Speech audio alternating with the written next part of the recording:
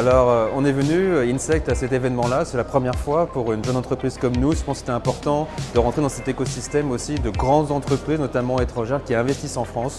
Nous, Insect, on a investi aussi des usines, des fermes verticales et d'échanger avec nos partenaires ou de potentiels nouveaux partenaires. C'est effectivement intéressant sur l'attractivité de la France notamment. Le message qu'on voulait faire passer ce matin dans la table ronde, c'est que les startups, et notamment les startups industrielles, qui sont portées par l'Alliance Start Industrie, dans lequel je suis porte-parole, sont particulières dans le monde de l'écosystème d'innovation. Les startups digitales sont une chose, de l'industrie sont une autre. On a des niveaux de financement qui sont particuliers. Il est important que l'État et les grands groupes aussi soutiennent ces entreprises-là qui vont amener les nouvelles solutions pour décarboner l'industrie, pour amener des solutions bonnes pour le climat, la biodiversité et réindustrialiser la France. Les startups industrielles sont incontournables et ont besoin de ce soutien-là particulier. La France est attractive depuis à peu près 10 ans vraiment pour les startups.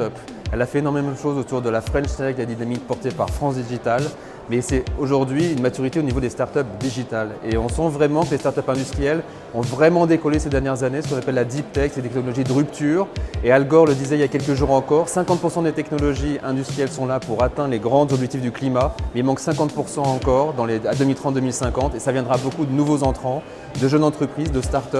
Et ces startups industrielles ont encore des cinétiques de développement qui sont assez longues. Les fonds d'investissement n'ont pas forcément encore cette compréhension-là. Ils doivent investir plus pour des cycles longs. L'État doit travailler à des circuits aussi réglementaires qui sont favorables à ces jeunes entreprises, parce qu'on n'est pas des grands groupes, jusqu'à ce qu'on atteigne une certaine maturité. Donc c'est un peu ce mot-là. L'attractivité est là pour les startups, mais elle manque encore pour les startups industrielles.